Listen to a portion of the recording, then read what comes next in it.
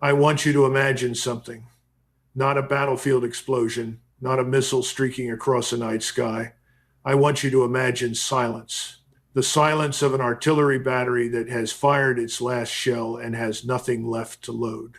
The silence of an F-35 cockpit where the fuel gauge reads empty and the resupply that was supposed to arrive yesterday and the day before and the day before that has still not come.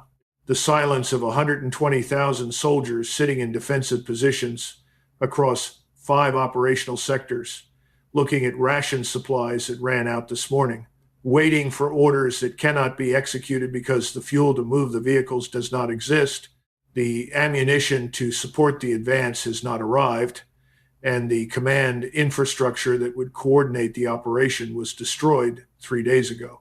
I have spent 3 decades studying how armies die, not in the dramatic sense, not the last stand, not the decisive battle, not the moment of heroic defeat that gets written into military history. I mean, the quiet, grinding, logistical death that happens when the supply chain that keeps a modern army alive is systematically severed at every node simultaneously, and the organization begins consuming itself from the inside out. In 40 years of military analysis, I have never seen a supply chain interdiction campaign executed with the speed, the precision, and the strategic comprehensiveness that Iran has just demonstrated against the IDF. What happened in the past 5 days was not a military engagement. It was a controlled demolition of an army's ability to exist as a fighting force, conducted not with a sledgehammer, but with a scalpel, and completed in a time frame that no Western planning model had assessed as operationally achievable. 5 days, that is how long it took. 5 days from the opening strike against Israel's primary logistics nodes to the operational paralysis of 120,000 deployed troops across every active front. 5 days from the first caliber impact on the Ashdod Port Fuel Terminal to the moment when IDF Northern Command issued the internal assessment that sustained offensive operations were no longer supportable at current supply levels. 5 days from the most ambitious supply chain interdiction campaign in the history of modern warfare to the collapse of the military architecture that the United States and Israel spent 50 years and hundreds of billions of dollars constructing. The world is still processing what happened. Washington is still in the assessment phase, still running the damage numbers, still trying to construct a coherent response to a strategic situation that none of its planning assumptions had prepared it for. But the reality on the ground does not wait for Washington's assessment to be complete. 120,000 Israeli soldiers are sitting in positions they cannot advance from, cannot be resupplied to, and cannot be extracted from without confronting the same interdiction threat that severed their supply lines in the first place. That is not a tactical problem. That is a strategic verdict. And understanding exactly how Iran delivered that verdict, with what weapons, through what operational logic, and toward what ultimate strategic objective is what this analysis is here to do. In the next 40 minutes, we are going to answer the questions that matter. How did Iran identify, target, and destroy 90% of IDF supply routes in a single coordinated operational campaign? And what does the specific sequencing of that campaign reveal about the depth of Iranian strategic planning? What does it actually mean for 120,000 soldiers when their supply chain collapses? The fuel mathematics, the ammunition arithmetic, the food timeline. And at what point does supply chain degradation translate into military incapacity that no amount of tactical skill can overcome? Why was the United States unable to execute the emergency resupply operation that Israel's survival required? And what does that inability reveal about the true limits of American power projection in a contested logistics environment? And when an army of 120,000 has been starved into operational paralysis in 5 days, what comes next? Who holds the initiative? And what does the Middle East look like on the other side of this collapse? If this level of strategic analysis is what you have been looking for, the kind that goes past the headline and into the operational reality that determines outcomes, Subscribe now and stay with me through this breakdown. Hit like, share this with anyone who is genuinely trying to understand what is happening in this conflict, and leave your assessment in the comments below. I read every one. Now let us get into the full analysis. The operational architecture of Iran's supply interdiction campaign was not improvised. It was the product of years of systematic intelligence collection, target development, and operational planning, executed across 5 distinct phases that each addressed a specific layer of the IDF logistics system, in a sequencing designed to ensure that the destruction of each layer prevented the surviving layers from compensating. Understanding why this campaign worked requires first understanding what a modern army's supply chain actually looks like, because the popular image of military logistics as trucks driving to the front with boxes of ammunition is approximately as accurate as describing a modern jet fighter as a flying machine with guns. The IDF's supply architecture is a complex, interdependent system with multiple nodes, multiple pathways, and multiple redundancies specifically designed to survive disruption at any individual point. Iran's operational planners understood this architecture in detail, understood where the redundancies existed, and more importantly, understood that simultaneous attack across all redundant pathways simultaneously eliminates the redundancy advantage entirely. Phase 1 maritime interdiction, hours 0 to 6. The campaign opened at 2:40 a.m. on day 1 with simultaneous strikes against Israel's 3 functioning port facilities. Ashdod, the primary military import terminal handling approximately 55% of IDF equipment and munitions imports by sea, absorbed 34 caliber impacts in a strike package lasting 28 minutes. The targeting within Ashdod was specific to military logistics function. The container handling cranes serving the military cargo terminal were each struck individually. The fuel offloading pier was destroyed in a sequencing pattern that ensured complete structural collapse rather than repairable damage. And the bonded military warehouse complex received penetrating warhead impacts designed to achieve internal detonation of stored munitions, rather than simply collapsing the external structure. Haifa, the northern port that serves as the primary logistics gateway for forces deployed on the northern front, absorbed 41 strikes with a targeting focus on its military fuel terminal and the rail connection that links the port to the forward logistics base network.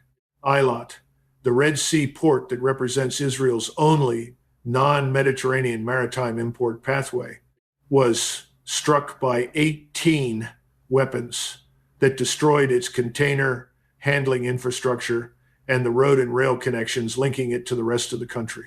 In 6 hours, 90% of Israel's maritime import capacity was eliminated. The IDF's logistics system, which depends on continuous seaborne resupply to replenish the consumables, fuel, ammunition, food, spare parts that sustain combat operations, burn through at rates that no domestic stockpile can cover indefinitely, had lost its primary replenishment pathway before sunrise on day 1. Phase 2 road and rail interdiction, hours 6 to 18. The second phase targeted the overland logistics network that connects Israel's surviving stockpile locations to its forward deployed forces.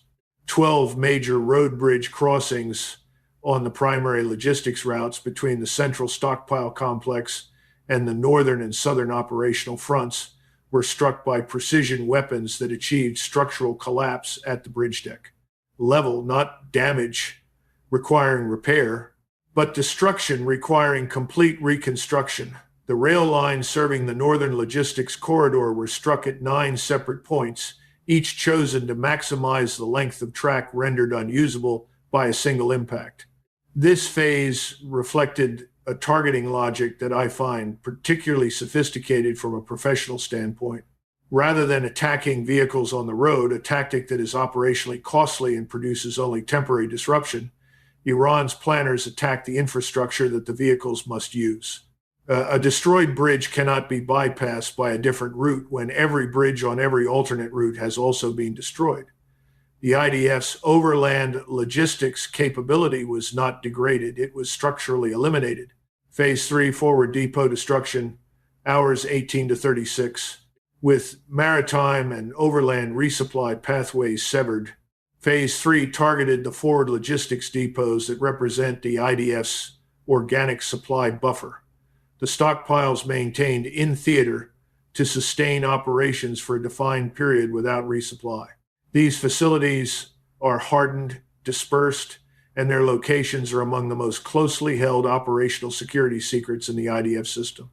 The fact that Iranian targeting databases included accurate location data for the majority of these facilities is itself a significant intelligence finding whose implications extend well beyond the immediate tactical situation. 11 of Israel's 14 identified forward logistics depots were struck in Phase 3. The 3 that survived did so because they were located within urban areas where the collateral damage calculus constrained the strike package, a constraint that Iran's operational planners appear to have consciously incorporated into their targeting decisions. The surviving depot inventory, assessed at approximately 15% of pre-campaign forward stockpile levels, represented supply availability of between 3 and 7 days at current consumption rates for the forces. Depending on them, Phase 4 air logistics interdiction, hours 36 to 48. Phase 4 addressed the emergency resupply pathway that American and Israeli planners had identified as the primary compensating mechanism for maritime and overland interdiction air logistics. The runways at Ben Gurion International Airport, which serves as the primary entry point for air-delivered military cargo, were struck at 6 separate points with weapons carrying penetrating warheads designed to produce subsurface detonations that create craters resistant to emergency repair. Ramon Airport in the south, the secondary air logistics facility, was struck simultaneously. The military airfields at Nevatim and Tel Nof, which have the runway capacity to handle heavy cargo aircraft, had already been rendered non-operational in the preceding caliber strikes on IDF bases.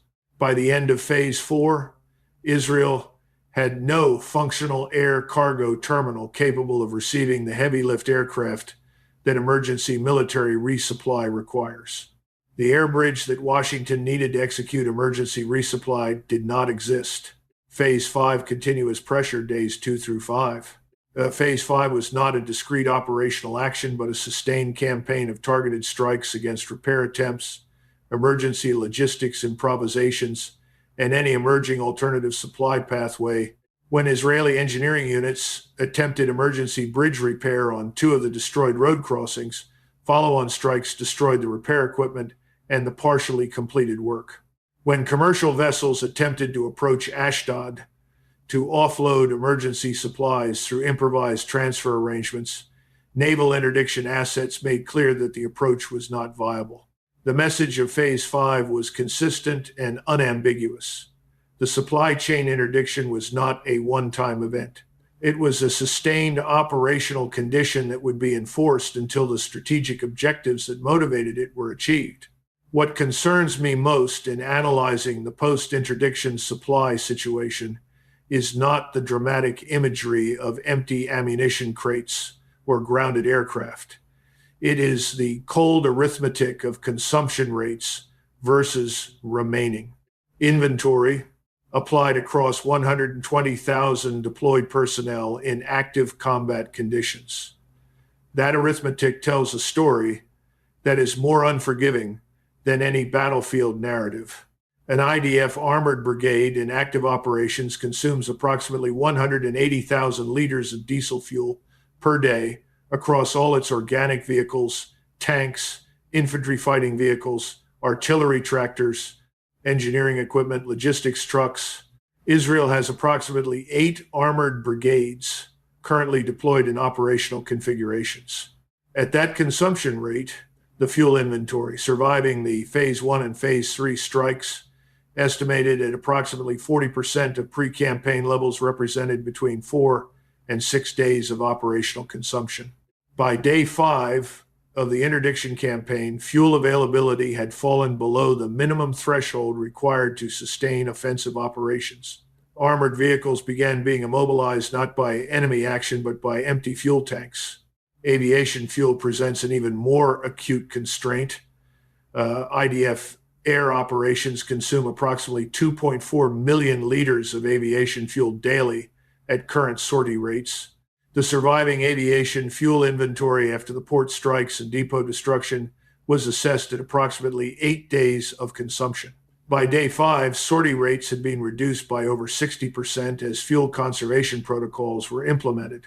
The F-35S, that represent Israel's most capable strike platform, the aircraft that the IDF depends on for the deep strike missions that are central to its operational doctrine, were being flown at a fraction of their operational tempo, their missions rationed against a fuel supply that was visibly counting down to zero.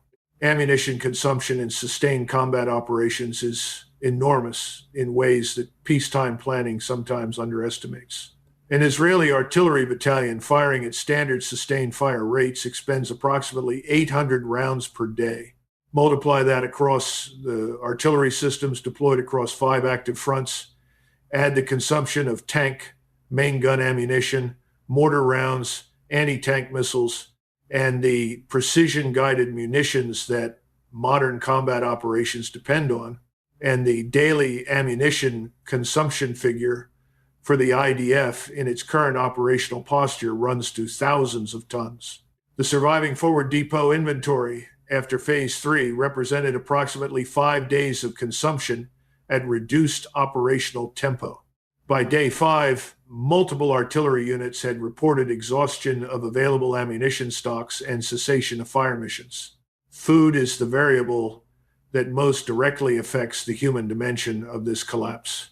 Military ration supply for 120,000 personnel requires approximately 360 tons of food daily, a logistical requirement that seems manageable in isolation, but becomes acute when the distribution infrastructure has been destroyed and forward units are dependent on what they carried with them.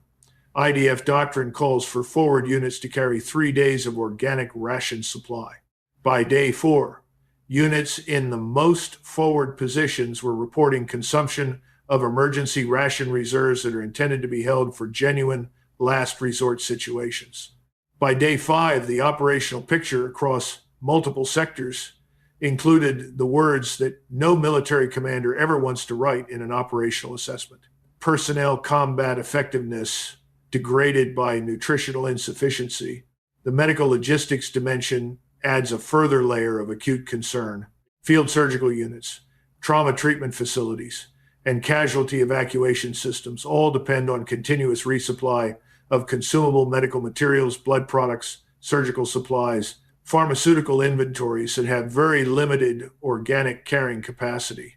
By day 3, multiple field medical facilities were operating on reduced capacity due to consumable shortages. By day 5, the medical logistics situation had become a direct constraint on operational decision-making, as commanders factored casualty treatment capacity into their assessment of which operations could be sustained. I want to be direct about something that the American media coverage of this situation has consistently avoided, stating plainly, the United States was unable to execute the emergency resupply operation that Israel required. And the reasons for that failure are structural rather than political. This is not a story about a lack of will in Washington. It is a story about the physical and operational limits of what American military logistics can accomplish when the receiving end of the resupply pipeline has been systematically destroyed. The emergency resupply planning that began in Washington within hours of the Phase 1 strikes confronted 3 sequential problems that compounded into an insurmountable operational constraint. The first problem was throughput capacity. American C-17 and C-5 heavy lift aircraft can each carry approximately 70 to 80 tons of cargo per flight. Israel's military fuel requirement alone, 2.4 million liters of aviation fuel, daily translates to approximately 2,000 tons of fuel that must be delivered every day simply to maintain current reduced sortie rates. at 75 tons per C, 17 sortie. That fuel requirement alone demands 27 heavy lift sorties per day before accounting for ammunition, food, medical supplies, and spare parts. The entire USAF fleet of C-17S numbers, approximately 220 aircraft, not all of which are available for any single operation. The airlift throughput required to compensate for the loss of maritime logistics is physically beyond what available American heavy lift assets can provide. The second problem was the receiving infrastructure.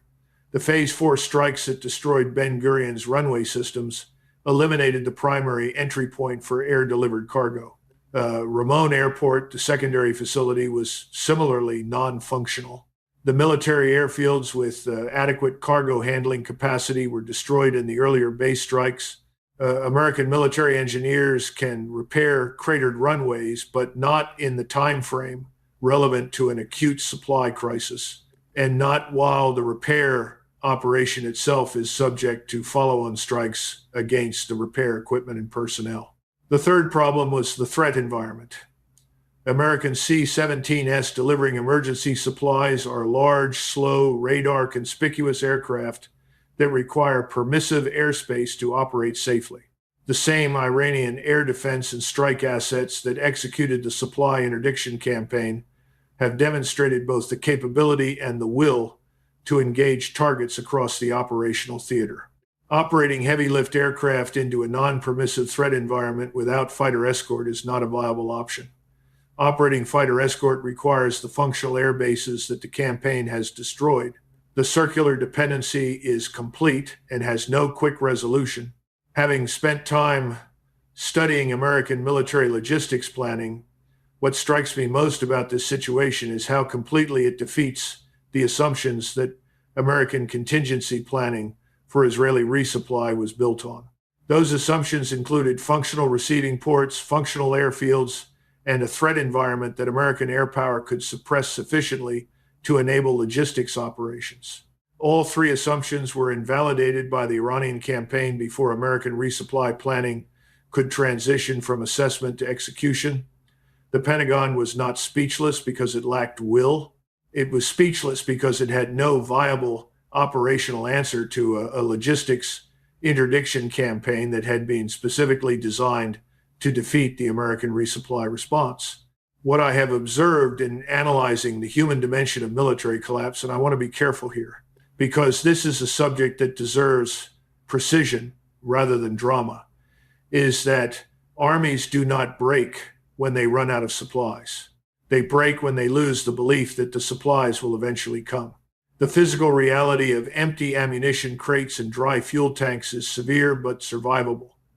If the soldiers holding those positions believe that resupply is imminent and that their sacrifice in holding until it arrives serves a purpose that justifies the cost, when that belief evaporates, when the soldier in the forward position understands that the supply chain has been cut at every node simultaneously, that the ports are destroyed, that the roads are impassable, that the airfields are cratered, and that the Americans cannot get through the organizational coherence that sustains military performance begins to dissolve. The contrast between the psychological condition of Iranian forces conducting this campaign and Israeli forces absorbing it reflects a fundamental asymmetry that goes deeper than any weapons system comparison. Iran's operational planners executed this campaign from a position of strategic initiative. They chose the timing, selected the targets, controlled the sequencing, and maintained the operational coherence of a complex 5-phase campaign over 5 days without the command disruption that would have compromised a less disciplined organization. The soldiers and officers who executed each phase did so with the focused professionalism of people who understood exactly what they were doing and why it mattered. Iranian military culture has been shaped by something that produces a particular quality of institutional resilience, the experience of having survived, adapted, and ultimately prevailed against pressures that were designed to break it. 50 years of sanctions, assassinations of senior commanders, sabotage of industrial facilities, and continuous military threats have not produced a demoralized institution. They have produced an institution with a deeply internalized conviction that external pressure, regardless of its severity, is a problem to be solved rather than a condition to be accepted. That conviction, expressed operationally as the willingness to execute complex, sustained, high-risk operations against heavily defended targets, is the human foundation of the military capability that has just collapsed the IDF supply chain. The self-reliance dimension that makes Iran's military power genuinely sustainable, in contrast to the borrowed power model that Israel's dependency on American resupply represents, has never been more operationally relevant. Iran's ability to plan and execute this campaign required no American permission, no congressional authorization, no export license approval, and no allied political consensus. It required only the weapons Iran had built or received through partnerships it had cultivated on its own terms, the targeting databases its own intelligence services had developed, and the operational doctrine its own military planners had created. When the campaign was complete, Iran needed no external resupply to sustain its operational posture. Israel needed everything from outside and could get none of it through. My assessment, and I want to state this as clearly as I can, is that what has just happened in the Middle East is not a battle that went badly for one side. It is the operational proof of a strategic transition that has been building for 2 decades and that the Western foreign policy establishment consistently refused to acknowledge, because the acknowledgement would have required a fundamental revision of the assumptions that its entire strategic architecture was built on. In Moscow, the Kremlin is watching the collapse of the IDF supply chain with the composed satisfaction of a strategic player who made a long-term investment and is watching it mature. Russia's contribution to this outcome, the caliber transfer, the satellite navigation support, the electronic warfare technical cooperation that underpins Iranian jamming capability, was calibrated precisely to produce this kind of strategic result without triggering direct American military retaliation against Russian assets. The threshold management has been precise, the strategic return has been enormous, and the cost to Russia has been marginal. That is the definition of a successful strategic investment. In Beijing, the focus is on the precedent. The demonstration that a comprehensive supply chain interdiction campaign can collapse a modern Western-equipped army in 5 days before any resupply pathway can be established, before any defensive adaptation can be implemented, before the supporting superpower can execute the rescue operation its ally depends on, is a data point that Chinese operational planners will integrate into their own strategic thinking across every theater where American logistics dependency is a factor. Taiwan's security architecture depends on the same assumption of American resupply reliability that the IDF just discovered is not reliable under contested logistics conditions. That assumption is now empirically questionable in ways it was not 5 days ago. For the broader international community, the nations of Africa, the Middle East, Southeast Asia, and Latin America that has spent decades navigating the constraints of American-dominated international order the past 5 days, have provided a reference point of extraordinary significance. The army that Washington armed, trained, funded, and stood behind as the demonstration of what American-backed military power looks like has been operationally paralyzed by a supply chain interdiction campaign conducted by a sanctioned regional power. The conclusion that strategic autonomy, the ability to sustain military operations without dependence on any external powers, political will, and logistical capacity, is the only genuine foundation for national security has never been more empirically supported. The energy leverage dimension introduces global consequences that extend far beyond any military balance sheet. Iran has now demonstrated at scale that it possesses the precision strike capability, the operational doctrine, and the strategic will to conduct sustained interdiction campaigns against critical infrastructure. The Strait of Hormuz, 20% of global oil trade, 3 million barrels per day of liquefied natural gas. The energy lifeline of Japan, South Korea, China, India, and Europe sits within the same operational reach as the supply routes that just starved 120,000 Israeli soldiers. Every energy importing economy on Earth is now pricing that reality into its strategic planning. The multipolar world that Russia and China have advocated and that the developing world has aspired to is not arriving through diplomatic negotiation or institutional reform. It is arriving through operational demonstrations that expose the limits of unipolar power in ways that cannot be diplomatically managed or strategically finessed. The IDF's supply chain has been collapsed. The Pentagon has been rendered operationally helpless by a logistics interdiction campaign it could not prevent and cannot rapidly reverse. The American carrier groups that were supposed to be the backstop of regional security have been repositioned out of effective range by anti-ship missile threats they cannot safely absorb. The architecture of Western dominance over the Middle East is not under pressure. It has been structurally compromised at its operational foundations.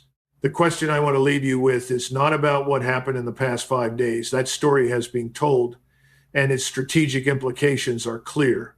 The question is about what happens next. Iran has demonstrated the capability and the will to sustain operational pressure at this level. Israel has demonstrated that its military power, stripped of the American logistical support it depends on, cannot maintain operational effectiveness in a contested supply environment. Washington has demonstrated that its emergency resupply capability has limits that a sophisticated adversary can operationally defeat. In that strategic context, with 120,000 soldiers sitting in positions they cannot be resupplied to and cannot safely extract from, what does the next phase of this conflict look like? And who